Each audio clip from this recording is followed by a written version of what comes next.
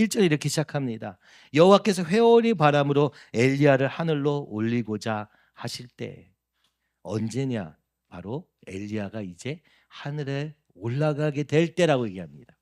그 얘기는 뒤에도 보면 알겠지만 모든 선지자와 선지자의 제자들이 엘리야가 곧 하늘로 올라갈 것이라는 것을 알고 있었던 때라고 얘기하는 겁니다. 그때 엘리야와 엘리사가 함께 동행하는 걸음이 보여집니다. 그리고 엘리야는 그 길을 걸어갈 때마다 엘리사에게 이렇게 말해요. 쉬운 길이 아니니까 여기 있어라. 그죠? 너는 여기 머물라. 너는 여기 머물라 계속 얘기하는 거예요. 정확히 왜 그런지 모르지만 아마도 엘리야는 엘리사에게 자유의지의 선택을 구하고 있는 것입니다. 이 길은 쉽지 않다. 그런데도 가겠느냐라고 얘기하는 거죠. 왜냐하면 이 질문에서 뉘앙스를 보면 굳이 이렇게 물어볼 때, 그렇죠? 뭔가 어려움이 있다는 걸 알게 되는 거예요. 거꾸로 엘리사의 답변을 통해서 알게 되죠. 여호와께서의 살아계심과 당신의 영혼이 살아있음을 두고 맹세하노니. 그죠? 살아있음을 두고 계속 맹세하는 거예요. 그러니까 어쩌면 이 어려움은 죽을지도 모르는 어려움인지도 모르겠는 거예요. 이렇게까지 뭐 절박하게 막 맹세를 해가지면서 따라가야 될 걸음일 만큼 뭔지는 모르지만 굉장히 쉽지만은 않은 길, 자연스럽지만은 않은 길인 것을 알게 됩니다. 근데 그때마다 엘리사는 나는 여기를 떠나지 않습니다. 나는 당신을 떠나지 않습니다. 나는 하나님 때문에, 그리고 당신을 두고 떠나지 않겠습니다. 이렇게 얘기합니다. 지난 20년 이상의 걸음을 여러분도 그러지 않으셨습니까? 여러 많은 문제도 있었고 뭐 기회들도 있었을 것이지만 끝까지 주님이 여기서 일하심을 믿고 따라오고 계시지 않습니까? 엘리사도 그랬던 것이죠. 계속 따라가고 있는 것입니다. 심지어 가는 곳곳마다 또 선지자의 제자들이 와가지고 이럽니다.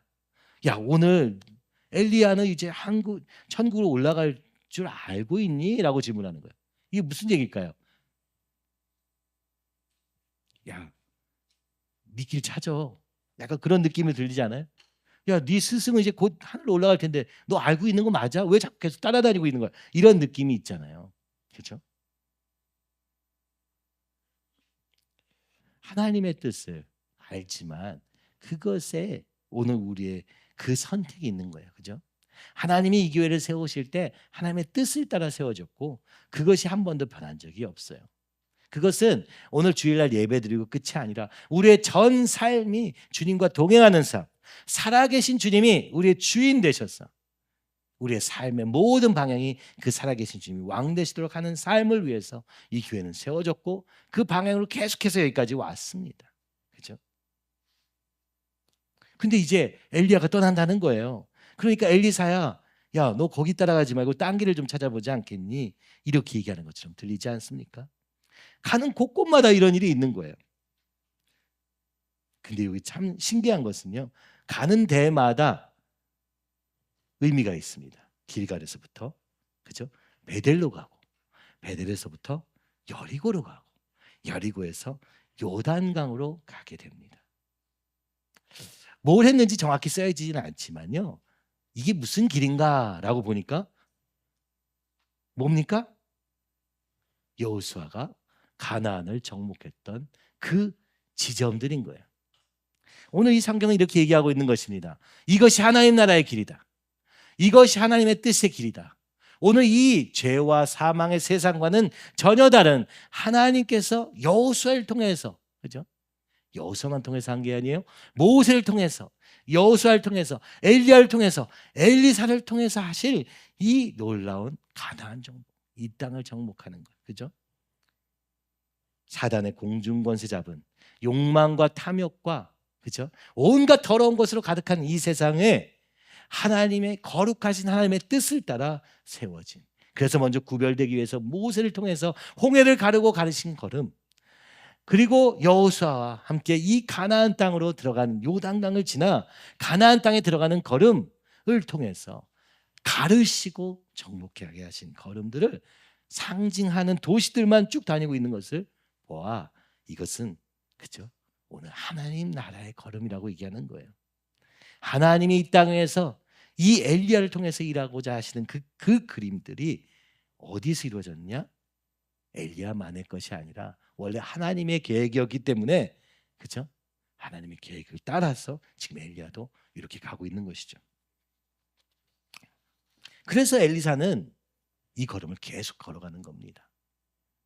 엘리야 때문에 걸어간 게 아니고 하나님의 걸음인 것을 알았기 때문인 것이죠. 오늘 우리에게도 주님은 질문하시는 거예요. 오늘 정말 이 주님의 뜻을 끝까지 따를 것이냐? 엘리야는 계속 만류합니다. 야, 넌 여기 있어. 여기서 해. 베델에서 해. 그죠? 근데 아니에요. 옆에 사람들 말합니다. 야, 그렇게 뭐 힘들게 가니? 뭐 이렇게 어렵게 가니? 그냥 쉽게 쉽게 가지. 그것도 뭐 선지자잖아요. 그런데 엘리사는 그것을 포기하지 않습니다. 이게 굉장히 중요한 부분이라는 걸 여러분이 아셔야 돼요. 주님이 지금 우리에게 원하시는 것은요, 능력이 아닙니다. 얼마나 능력 있는가로 사람을 뽑으시는 게 아니에요. 얼마나 주님만 바라보고 주님 때문에 어려운 길도 마다하지 않는가. 이게 핵심적인 포인트라고 말할 수 있어요. 엘리야가 그 다음에 이제 하늘로 올라가는 장면이 나오게 되죠. 그때 어떻게 됩니까? 여기 보니까 한번 11절을 한번 보면 좋겠는데요. 두 사람이 길을 가며 말하더니 불수레와 불말들이 두 사람을 갈라놓습니다. 천군과 천사, 하나님의 군대가 등장한 거예요. 그 사람들이 어떻게 해요? 이 엘리야와 엘리사를 가릅니다.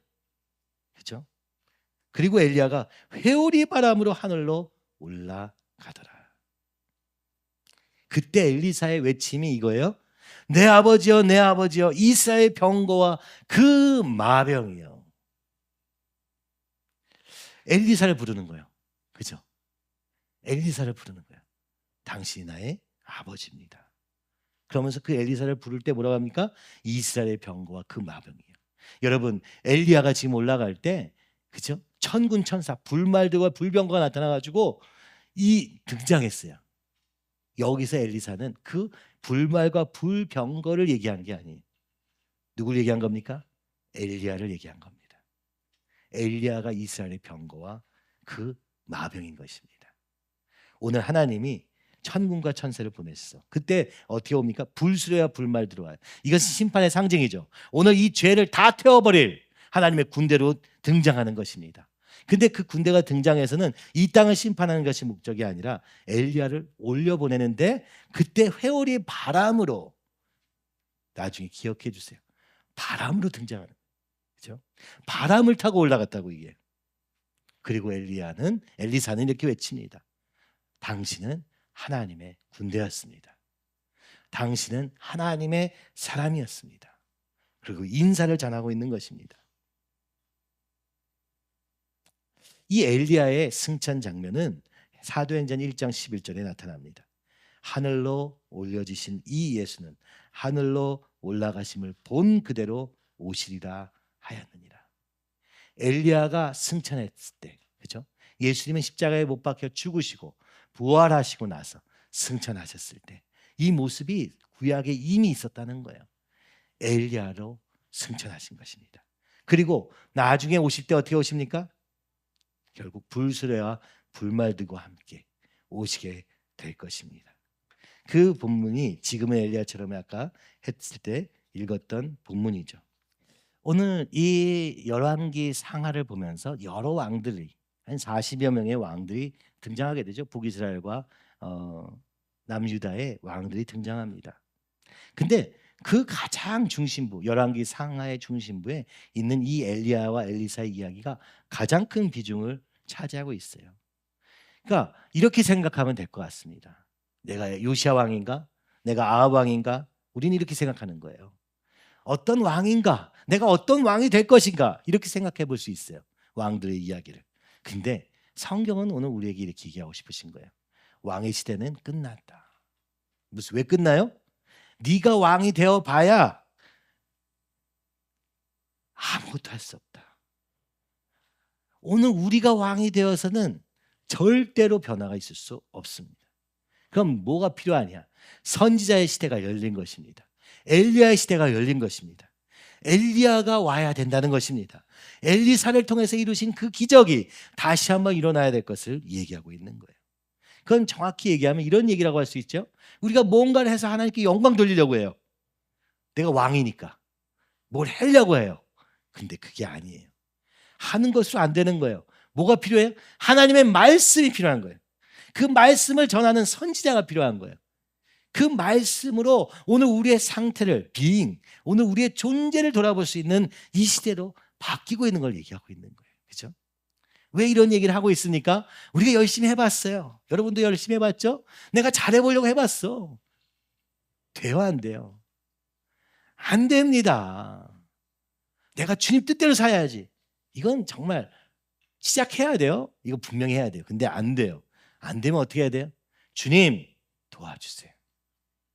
예수님의 피로만 가능합니다.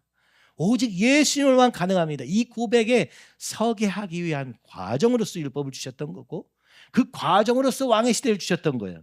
그런데 엘리야와 엘리사 이야기를 통해서 지금 예레미야가 쓰여진 걸로 알려진 열왕기 상황을 얘기하고 있는 거예요.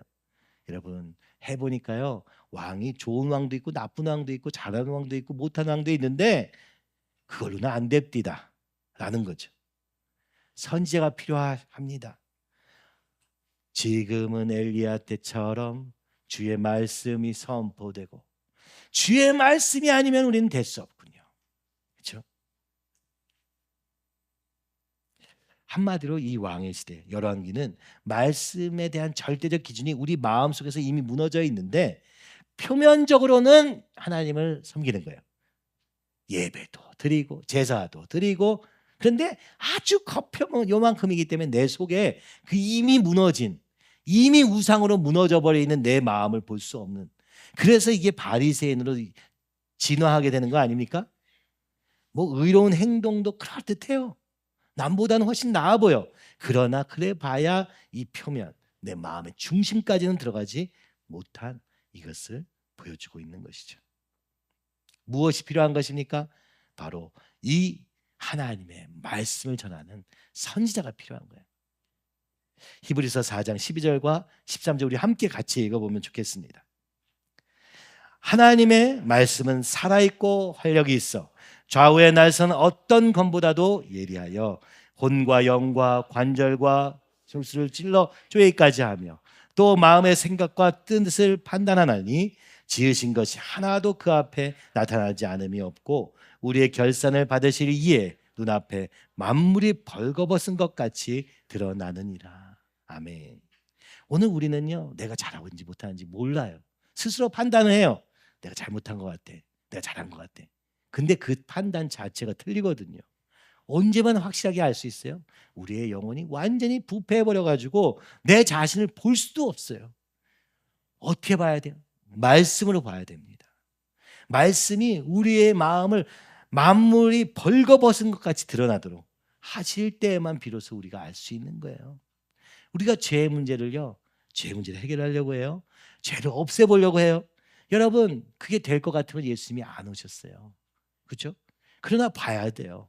내가 어떠한 죄인지 알므로 말미암아 이 예수님께로 나아가는 걸음으로 주님이 허락하신 거예요. 그러니까 이 하나님 말씀을 전하는 자가 있어요. 그게 엘리야와 엘리사입니다. 선지자의 역할이. 그렇죠? 이 선지자가 있기 전까지는 말씀도 있어요. 율법도 있어요. 말하자면 율법이 있어요. 그러나 이 율법이 실제로 작동하지 않는 거예요. 이미 마음이 부패해버려서 우상을 섬기고 있는데도 섬기는지도 몰라. 주상을 세웠는데도 그 주상을 엎드리면서도 자기는 몰라. 나는 그래도 하나님을 사랑한다는 거예요. 나는 그래도 주님을 예배하고 있다고 스스로 착각하고 있는데, 그죠? 이 착각을 내가 하고 싶어서 한 걸까요? 아니요. 그냥 마음이 썩어서 그래요. 죽어서 그래요. 우리 영혼이 죽어서 내가 죽었는지도 모르는 거예요. 죽은 게 뭘 알 수 있어요? 죽으면요, 끝이에요. 죽으면요, 아무것도 느낄 수 없어요. 우리의 영혼도 마찬가지예요.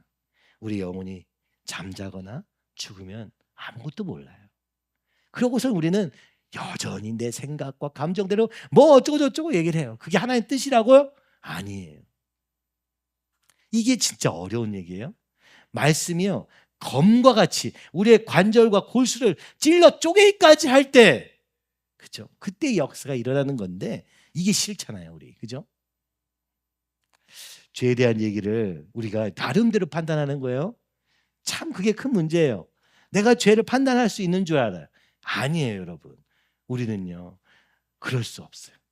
그러니까 참 안타까운 현실은 뭐냐면, 죄에 대한 얘기를 하면 그게 뭔지도 알기도 전에 스스로 이게 죄다라고 규정하고 이거를 고치려고 애를 써. 안 되면 어떻게 해요? 안 되네. 난 안 되나 봐. 이러고 있어요. 우리는요, 뭐가 죄인지도 모르는 거예요. 죄의 행동의 결과는 볼 수 있어요. 근데 하나님이 우리를 지금 책망하시는 원인인 우리 중심의 문제를 볼 수가 없어요. 그게 왜 못 보냐? 우리가 견고한 진을 쌓아놨거든. 그렇죠? 우리 마음이요, 그걸 볼 수 없는 구조가 되어 있어. 근데 그걸 내가 만들었냐? 부모도 만들고 세상도 만들고 온갖 것들이 다 합쳐져 가지고 오늘날 이 시대는 이념과 사상이라는 엄청난 거짓 선지자의 영향으로 인해서 우리는요, 모든 것을 주님의 말씀을 봐도 그 말이 뭔지 몰라요. 이 시대에 쓰고 있는 의의 기준대로 생각하고 있기 때문에 하나님의 말씀하시는 의가 뭔지 우리는 전혀 모릅니다. 이건 말에 대한 얘기가 아니고요, 하나님이 오늘 우리에게 얘기하시는 그 말씀, 이게 우리를 찔러 쪼개기까지 해야 되는데, 그죠? 일단 찔러 쪼갠다 하니까 이게 벌써 무서워. 벌써 방어막 치고, 그죠? 벌써 나름대로 해보겠다 하는 거예요. 해봐야 안 되거든요. 그러니까 또 절망스럽고 여전히 내가 의로운 자로 사는 거예요. 이걸 주님은 교만이라고 말합니다. 그래서 주님은 상한 심령을 찾으신다는 거예요. 한 달가 있으면서 말씀들이 계속 이렇게 혼자 생각이 나는 게, 상한 심령이라는 건 다른 게 아니라, 주님 저는 못해요. 주님 저는 내 한계를 인정하는 사람, 정말 나는 죽을 수밖에 없는 죄인임을 인정하기까지 가는 걸음 속에 있는 이 걸음들이 되게 중요하거든요. 근데 우리는 행동으로 음란하면 뭐 이런 거 하지 말아야지, 저거 하지 말아야지, 뭐 술 먹지 말아야지, 이 정도 행동으로만 모든 걸 얘기하는 거예요. 물론 그렇게 해야 됩니다. 그런데 그거보다 더 중요한 건 우리의 부패한 이 마음에 대한 얘기를 하고 있고, 이걸 누가 얘기해 주냐? 선지자가 말씀으로 얘기해 주시는 거예요. 더 나은 삶이 되어라, 더 나은 인간이 되어라 라고 얘기하는 게 아니에요. 성경은요, 우리는요 죽을 죄인이다. 우리의 한계, 죄로 인해서, 공중권세 잡은 자로 인해서 이 세상에서 주님 없이는 절대로 안 되는 인간임을 인정하고 예수님만이 길이십니다 라고 외치는 길로 가는 게 목표라는 걸 여러분 이해하셔야 돼요. 오늘 우리에게 정말 이게 되게 중요한 얘기인데요, 우리가 이제 이런 거예요. 우리가 우리 교회는 왜 이렇게 거룩을 요구하냐, 왜 우리의 삶의 모습을 바꾸려고 하냐, 이렇게 생각해요. 그냥 있는 대로 살고 이렇게 살다가 그냥 구원 받으면 되는 거 아니에요. 그래도 됩니다. 여러분, 구원은 그래도 받아요. 근데 가장 큰 문제는요, 우리의 삶의 실제적인 결과는 우리의 인격으로 말미암은 거예요. 인격은요 습관에서 나오고, 오늘 우리의 삶이 결국, 그죠? 구원을 받았냐 안 받았냐와 별개로 내 인격이 그렇게 인도함을 받게 되는 거예요. 구원을 받아도 이 인격의 구원을 받지 못하면 우리의 삶은 하나도 안 바뀌어요. 맨날 싸우고 맨날 뭐, 당연히 그래요. 이거는 예수 믿었다고 한꺼번에 바뀌는 게 아니고 우리 마음을 거룩으로 향하시는 그 걸음 위에 있는 거예요. 우리가 30년 동안 외우면서 예전에는 거칠었고 예전에는 내 멋대로 살던 삶을 우리 모두 살았습니다. 그러다 조금씩 변화되어 가고, 그러면서 오늘 하나님의 거룩하심을 기억하며 오늘 거기까지 사기를 소망하는 것 자체가, 그죠? 여러분에겐 부담이 되는 것 같기도 해요. 난 그렇게 못 살아, 난 그냥 이렇게 살래. 그렇게 사셔도 괜찮습니다. 근데 문제는 뭐냐면, 그렇지 않고 내가 더 주님께로 나가 더 주님께 순결한 신부로 살겠다는 거를 못 봐주는 거, 이건 참 큰 문제예요. 저는 오랫동안 봐왔잖아요. 시기와 질투는 어디서부터 시작됩니까? 누가 은혜 받고 누가 주님께 나가려고 하면 그때부터 시작해요. 사단이 하는 짓이지만, 오늘 우리는 완벽한 인간이 될 수 있다 얘기하는 거 절대 아닙니다. 여러분의 부족함을, 어떤 부족함을 스스로 찔릴 수도 있지만 그것 때문에 안 된다라는 평가를 하고 싶은 게 아니에요. 오늘 우리가 주님께로 더 나가겠다고 하는데, 나는 못하니까 너도 하지 마, 이거는요 진짜 악한 마음입니다. 근데 이 시대가 약간 그런 스타일이야. 그죠? 그게 평등인지 모르겠지만 날마다 주님께로 더 나아가는 저와 여러분이 되기를 간절히 소원합니다. 이 거룩의 소망은요, 저절로 생기는 건 아니에요. 내가 주님을 사랑하는 만큼, 그죠? 생겨요. 언제 주님을 사랑하게 되느냐? 겸손해질 때. 언제? 고난이 닥쳐올 때. 우리가 겸손해질 수밖에 없어요. 겸손은요, 저절로 되는 건 아닌 것 같아요. 진짜, 그죠? 저도 해보니까 내가 겸손해야지. 안 돼요. 맞아야 돼요. 세게 맞으면 겸손해집니다. 그죠? 그게 걱정하지 마세요. 그래서 제가 보니까 우리 목사님도 기도하실 때 돈도 주지 마시고 권력도 주지 마시고 주님만 사랑하게 해주세요. 그렇게 기도한 게 정말 과감한 기도예요. 제가 사실은 제가 잘 몰랐어요. 제가 기억이 안 났었는데 우리 구경미 간사를 통해서 제가 한때 지금도 조금 그런 마음이 없지 않아 있지만은 너무 부담스럽고 너무 내 능력 부족을 생각할 때 주님 저는 못할 것 같아요 라고 그렇게 막 혼자 얘기할 때가 있었어요. 너무 괴로워서. 근데 구경미 자매가 하나님이 그러신데 목사님이 중학교 때 그런 기도를 하신 적이 있다고 그러신다는 거예요. 생각해 보니까 있네. 내가 너무 성령 충만해가지고 주님 어떠한 고난도 괜찮습니다. 주님의 나라를 위해 살기 원합니다. 생각해보면 그 내가 생각한 건가? 지금 이걸 알고 생각한 건가? 아니에요. 주님이 주시는 겁니다. 그죠? 주님이 은혜를 주셔서 받아내시고 그걸 이루어 가시는 거예요. 만약 우리가 말씀으로 고난을 받으면 이걸 좀 땡길 수 있어. 그죠? 세게 완전 다 망가질 때까지 맞지 않고 말씀으로 고난 받으라고 맨날 얘기하시잖아요.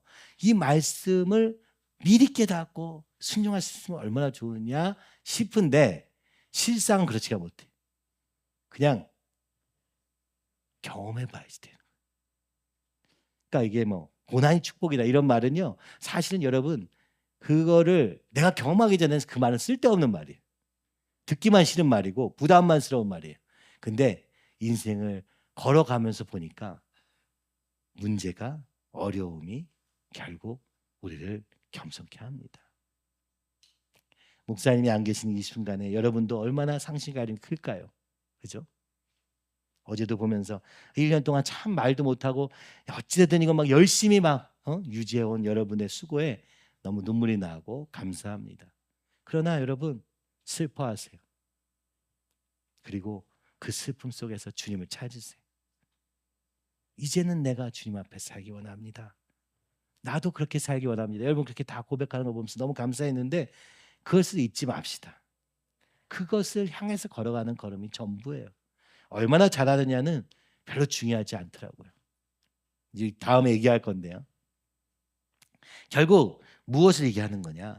이 선지자가 필요하다는 거예요. 예언이 필요한 시대라는 거예요. 바로 이 시대가 그러합니다. 왜요? 죄와 사망의 세력이 난리를 치고 있기 때문에 그렇습니다. 이때도 마찬가지였어요. 바알의 시대였어요. 이 시대는. 바알은요 구름의 기수라는 뜻이에요. 구름을 몰고 다니는 신이야. 왜요? 그래서 이 바알의 병거는 먹구름입니다. 비가 내리면 그게 가장 큰 능력이야. 천둥은 그의 목소리라고 이 바알을 섬기는 책들마다 그죠? 써 있어요. 번개는 그의 창이다. 비를 주관하는 신이에요. 왜요? 이른 비와 늦은 비가 농사를 결정하고 그 농사가 풍요를 결정하는 시대를 살고 있었습니다. 그러니까 모든 사람이 필요한 거예요. 비가 필요하거든. 그래서 다 바알을 섬긴 것입니다. 오늘날은 우리가 바알을 섬기지 않지만 우리는 뭐를 섬길까요? 만문, 돈, 풍요 그 자체가 목적이 된 삶을 살고 있다면 우리는 이미 바알에게 굴복한 이스라엘과 똑같은 자리에 있습니다. 그렇죠? 그래서 하나님은 엘리야를 보내셔서 선지자를 보내셨을 때 제일 먼저 한 일이 뭐냐? 비를 그치게 하신 거예요. 그래서 유대인들은 지금도 엘리야의 그 별명이 있대요. 욕이에요. 쟤 때문에 비 안 왔다 이런 뜻의 욕이 있다고 해요. 엘리야의 별명이 있대요. 그러니까 바알을 믿어가지고 다 같이 그냥 풍요롭게 잘 살고 있는데 갑자기 하나님이 엘리야를 보내셔서 비를 그치셨어. 그랬더니 사람들이 어때요? 열받는 거예요. 비가 내려야 되는데 네가 비가 내려.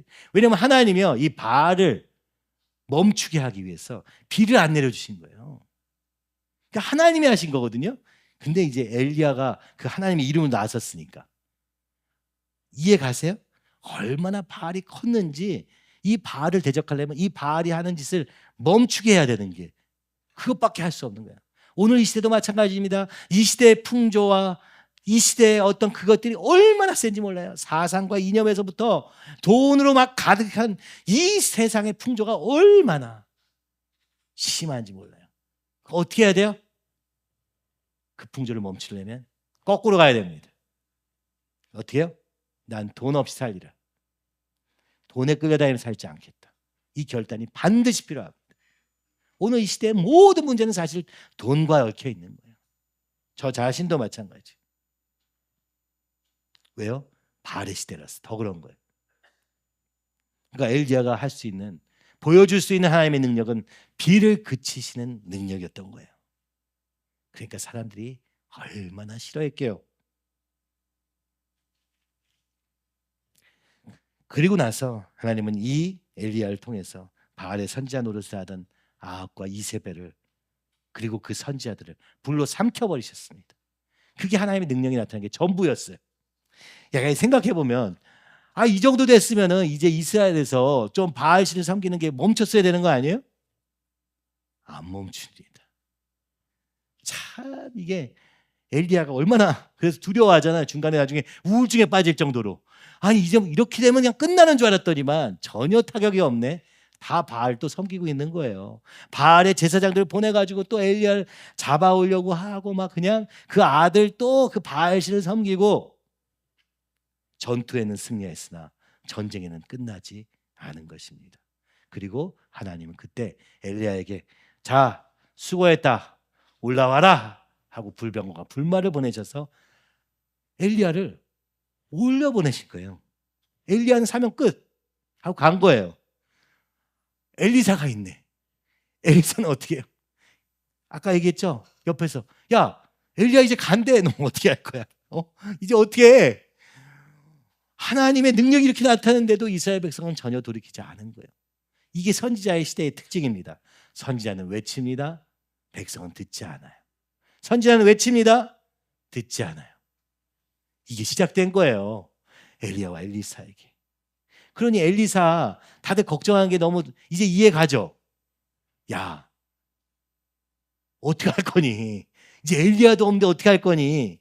그러니까 엘리사도 구할 수밖에 없었어요. 갑절에 능력을 주시지 않으면 이건 내가 할 수가 있는 게 아니에요. 엘리야도 아무것도 못했는데 내가 어떻게 합니까? 이 바알에게는요 적이 있어요. 그 제 신화에 보면은 굉장히 비슷해요. 이게 지금 보면은 바알 신이 또 그리스 신화에 가면 제우스랑 굉장히 비슷한 모습이죠. 그러니까 자연적으로 생각할 수 있는 모든 신의 영역은요 우리의 풍요와 관련돼 있고, 그 풍요의 모습은 굉장히 분명해요. 비냐 아니냐 이거예요. 비를 내리는 게 누구냐? 이게 전부야. 오늘 돈을 갖다 주는 게 뭐냐? 그게 우리의 신이에요. 요거에 반대가 있는데 강과 바다입니다. 바알 신에 대적하는 것은 강과 바다의 신이에요. 강과 바다는 죽음을 상징합니다. 이 세상에 풍요가 엄청 많아도요 이기지 못하는 게 하나 있어요. 뭐예요? 죽음의 한계를 못 이뤘어요. 그걸 모두 안 거예요. 옛날부터. 신들을 만들 때부터 모두 알았어요. 이 세상에 돈이 너무 많아도 죽음 이후에 끌고 갈 수 없다는 걸 모두 안 거예요. 그래서 이 바다는요 죽음을 상징합니다. 강은 죽음을 상징해요. 그래서 이 바알이 딱 하나 못하는 게 있는데 이 바다를 못 다스려요. 근데 예수님이 오셔서 뭐 하십니까? 마가복음 4장 39절에서 41절 이렇게 말씀하십니다. 한번 같이 읽어보시죠. 예수께서 깨어 바람을 꾸짖으시며 바다더러 이르시되 잠잠하라 고요하라 하시니 바람이 그치고 아주 잔잔하여 지더라. 이에 제자들에게 이르시되 어찌하여 이렇게 무서워하느냐? 너희가 어찌 믿음이 없느냐 하시니 그들이 심히 두려워하여 서로 말하되 그가 누구이기에 바람과 바다도 순종하는가 하였더라. 여러분 우리는 뭐 바람과 바다 뭐 이렇게 무서워하지 않죠? 이때 이 역사적인 배경, 이 사람들의 상황 속에서는 바람과 바다는요 바알도 어쩔 수 없는 대적자, 인간의 삶을 좌지우지하는 두 가지가 있다면 바로 풍요와 죽음이다라는 거 하는 거예요. 그죠? 근데 예수님이 오셔서 뭐 합니까? 바람과 바다도 순종하게 하는 거예요. 그래서 사람들이 다 놀란 거예요. 이건 누구야? 죽음을 이기신 분이구나. 바로 그 십자가의 의미입니다. 그렇죠? 죽음도 말릴 수 없는 분. 그 위에 계신 분. 사실 엘리야를 통해서 여기서 이미 시작하신 거예요. 하나님은 풍요만 주관하시는 분이 아니라 죽음까지도 주관하시는 분이다. 그래서 엘리야가 바람을 타고 올라간 거예요. 바로 바람의 신, 바다의 신. 다 똑같은 거예요. 왜냐하면 바다는 바람이 있어야 불기 때문에 그런 것이죠. 여러분 오늘 이 엘리야를 통해서 다 설명할 수 없지만 엘리야와 엘리사는 세례요한과 예수님의 관계를 나타내고 있는 것입니다. 그리고 오늘 그것을 통해서 또 엘리야의 모습을 통해서 예수님의 승천을 보여주기도 하시고, 이 엘리야와 엘리사, 이 선지자의 모습은 바로 오실 예수님을 지금 증거하고 있는 것입니다. 그러나 이 시대는 어때요? 바알에 굴복한 것밖에는 없는 세상이에요. 바알밖에는 우리에게 답이 없다고 생각하는 세상이에요. 이런 구조를 먼저 아셔야 됩니다. 그리고 이렇게 올라가기 전에 또 행동을 하죠. 뭘 합니까? 엘리야가 겉옷을 가지고 말아 물을 치매 물이 이리저리 갈라지고 두 사람이 마른 땅 위로 건너가니라. 여러분 놀랍지 않습니까? 어디서 본 장면이에요 이게? 어디서? 모세가 홍해를 갈라서 길을 만들었던 기억하십니까? 여호수아가 요단강을 갈라서 길을 마신 것을 기억하십니까? 오늘 엘리야가 물을 갈라서 그 길을 건너가고 있는 것입니다. 그리고 주님은 십자가에서 휘장을 가르시고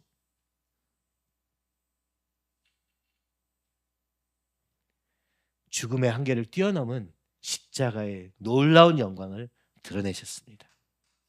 여러분 이것은요 인간의 삶의 아주 깊은 얘기를 하고 있는 거예요.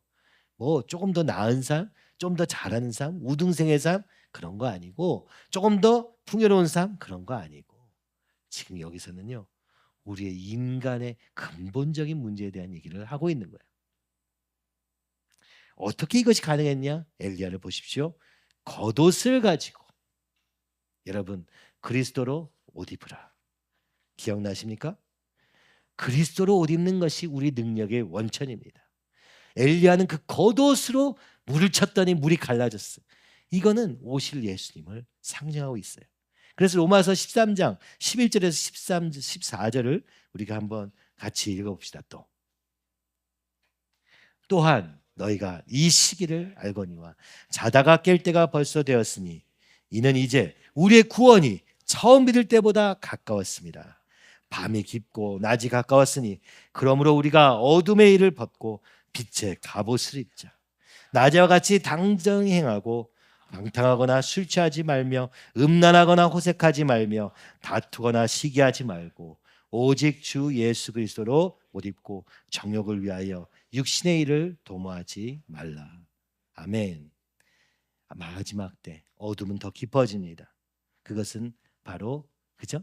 음란, 우상숭배 두 가지죠. 성적인 타락과 돈의 타락. 이것이 인간의 아주 기본적인 타락의 양상이에요. 거기 위에 덧붙여지는 거예요. 그러니까 오늘 주님이 말씀합니다. 이것을 어떻게 이기느냐? 이거 이길 사람 아무도 없습니다. 예수 그리스도로 옷 입는 것 외에는 이길 길이 없습니다. 우리가 육신의 일을 도모하지 않을 수 있는 것은 오늘 그 예수님을 붙잡을 때 외에는 없습니다. 마치 우리가 할 수 있는 것처럼 해보니까 안 돼요. 당연히 안 되지. 예수님 붙잡아야 가능한 것이죠. 그렇죠?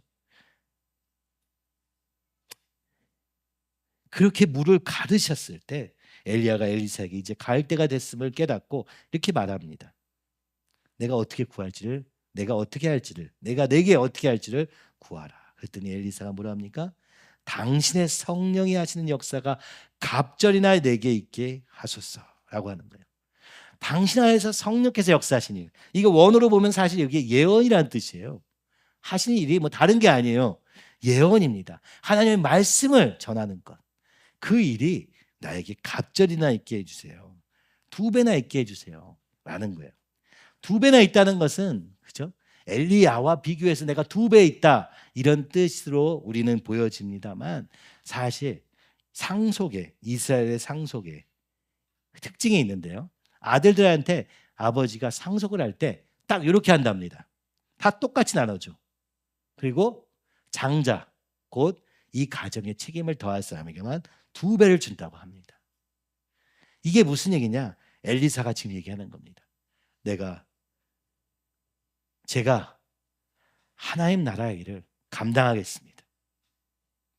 상속만 받는 아들이 아니라 오늘 이 장자권을 가지고 당신이 하신 일을 내가 이어받겠습니다.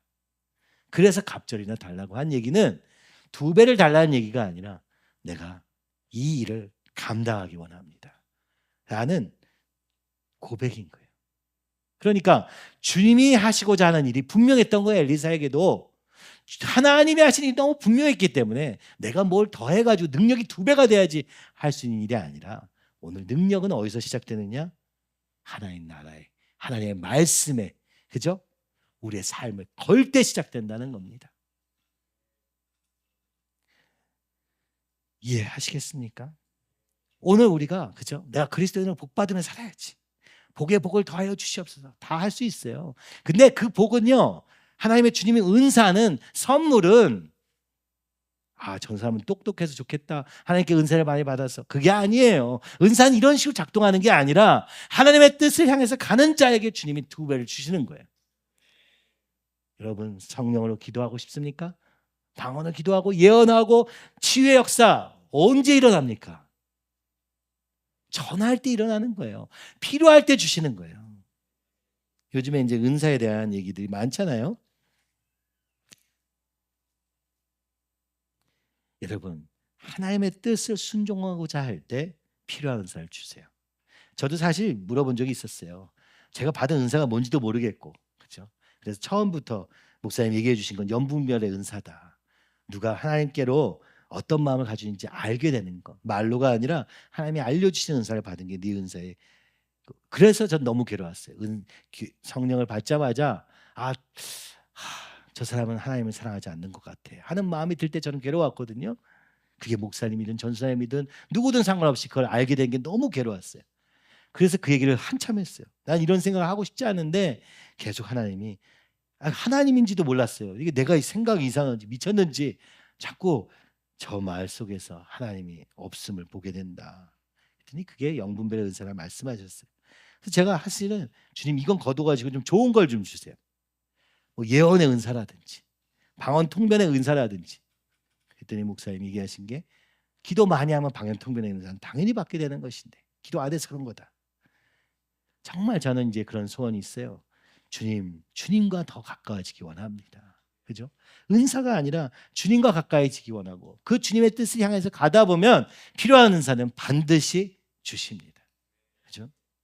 그러니까 우리에게 이게 중요한 거예요. 내가 정말 주님의 뜻을 갈 것인가 할 것인가.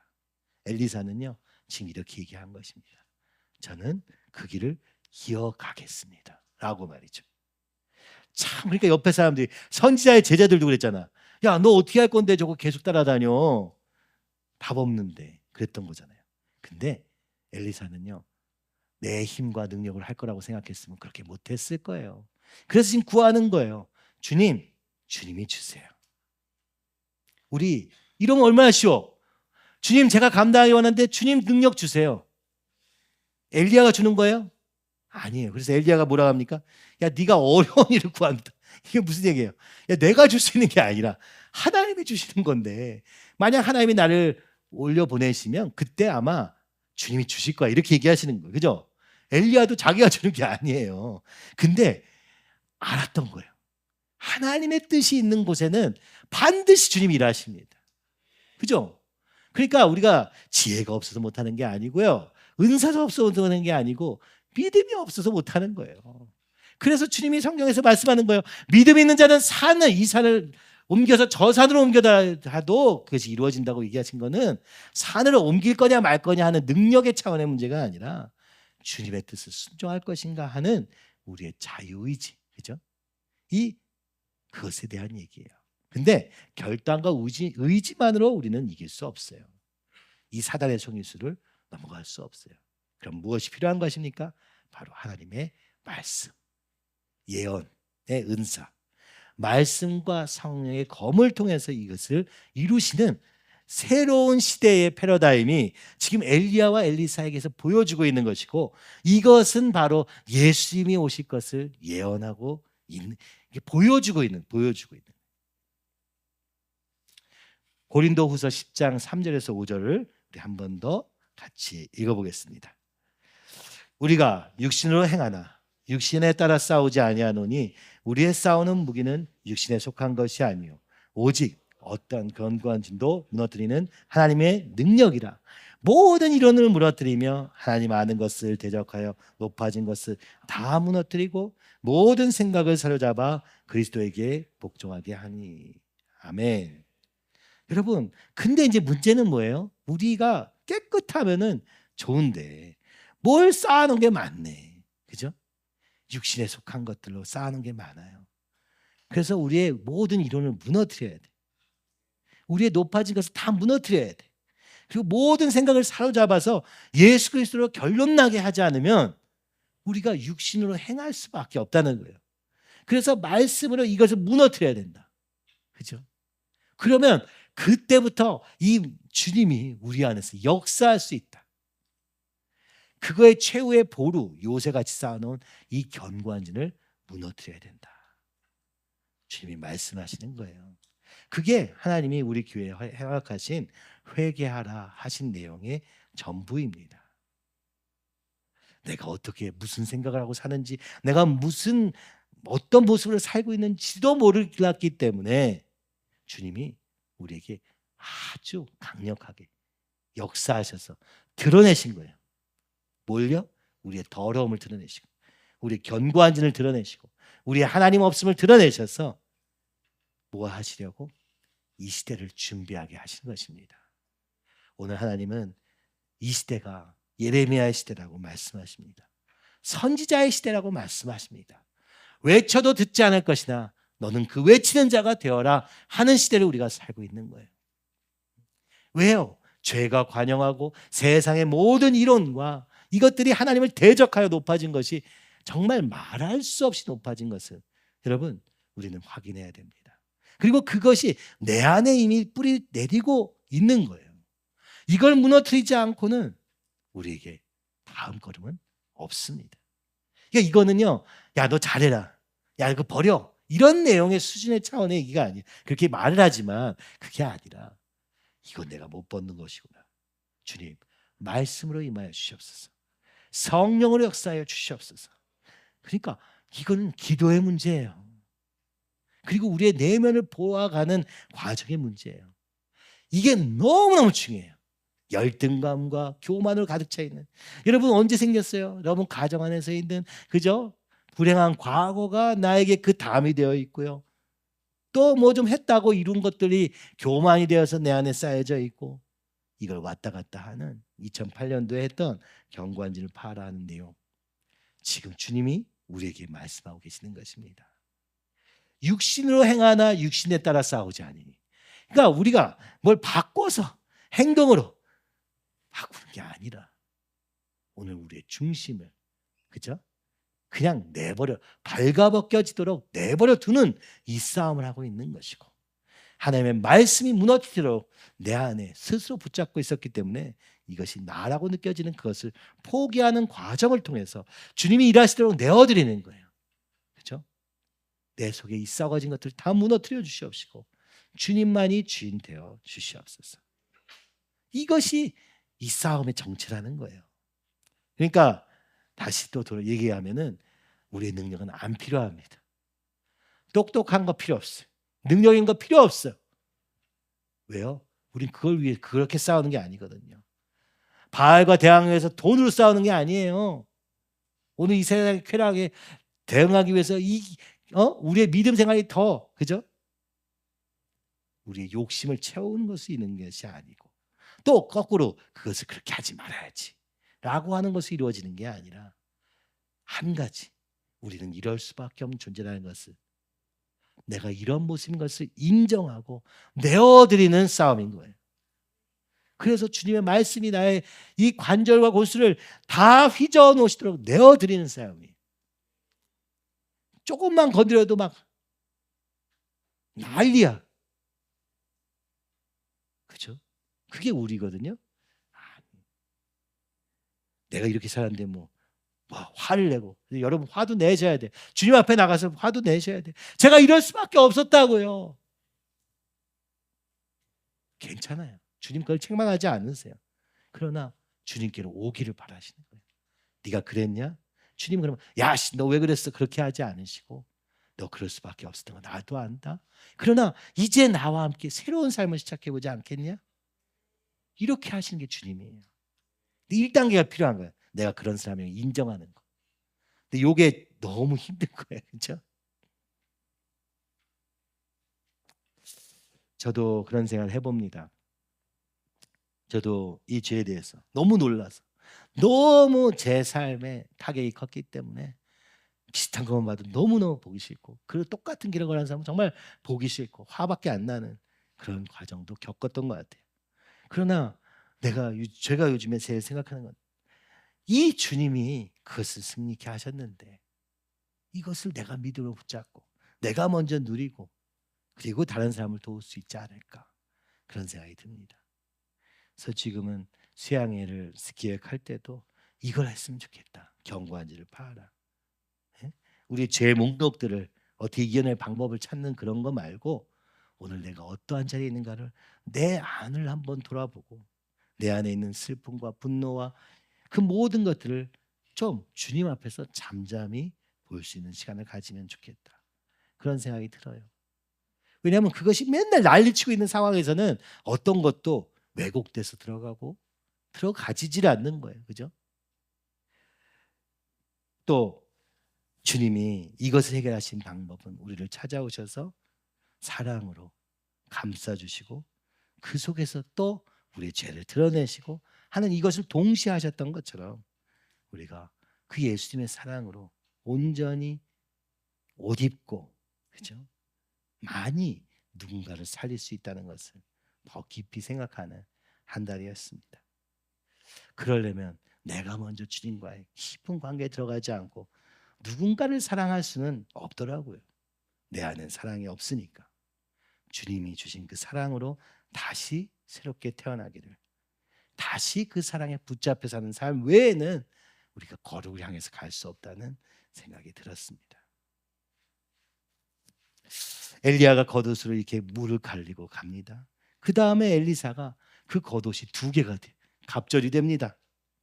그리고 똑같은 능력이 나타납니다.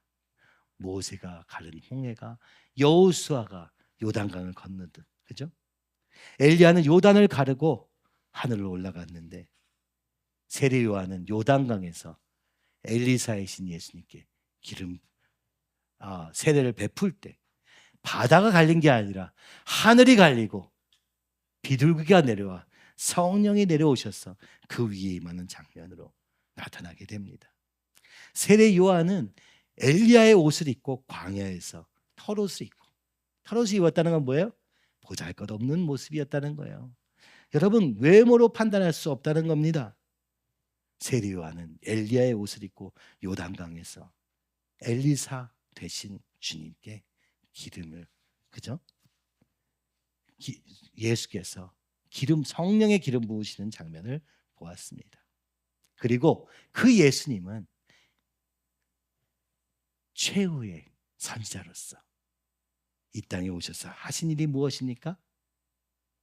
박수 받고 그런 게 아니라 죽음으로, 죽으심으로 죽음을 이기시고 십자가를 통하여, 고난을 통하여서 이 사망 권세를 이기시고, 그죠? 오늘 우리의 소망이 되게 하신 것입니다. 이것이 하늘문이 갈라지고 휘장이 갈라지고, 그죠? 홍해가 갈라지고 요단강이 갈라지고 했던 모든 역사의 그 그림은 바로 예수님의 십자가의 영광으로 귀결되는 것을 우리는 볼 수 있는 것입니다. 여러분, 오늘 이 엘리야와 엘리사를 통해서 우리가 봐야 될 것은 이것입니다. 하나님의 역사하심을 보시기 바랍니다. 내 눈으로 끊임없이 내가 봐가지고 세상의 눈으로 봐서 아무것도 안 보입니다. 주님이 오늘 우리를 어디로 부르셨는가? 말씀이 능력이 되어 아버지 오늘 세상을 이길 힘으로 사용하시기 위해서 이 교회를 세우신 것입니다. 그냥 예배드렸으니까 오늘 끝. 내일부터는 또 세상의 원리대로 살다가 또 주일날 와서 또 예배드리고, 그죠? 우리의 어떤 그죠? 영적 죄책감을 해결하기 위한 정도의 예배가 아니라 이 세상을 깨우고 외치고 부르짖을 선지자로서의 교회를 주님이 바라시고 계시는 거예요. 그 선지자는요 말로만 하는 게 아니라 우리의 삶으로 드러나기를 원하시는 거예요. 그리고 이미 우리는 그런 삶을 살고 있는 거예요. 내가 원든 원치 않든 주님께서 목사님을 통해서 인도하신 걸음을 따라 이미 우리의 삶 자체가 그죠? 따라만 왔을 뿐인데 여기까지 이루어진 것입니다. 지금 이제 오늘 우리가 각자 예수님을 붙잡고 나아갈 때 주님께서 더 놀라운 일로 갑절의 능력으로 우리 가운데 역사하실 줄 믿습니다. 왜냐하면 그것은 우리가 시작한 것이 아니라 주님이 시작한 것이기 때문입니다. 주님이 시작하신 일을 반드시 이룰 줄을 믿습니다. 그러므로 오늘 우리의 어떠함과 상관없이 주님을 바라보며 걸어가는 저와 여러분의 걸음이 되기를 간절히 소원합니다.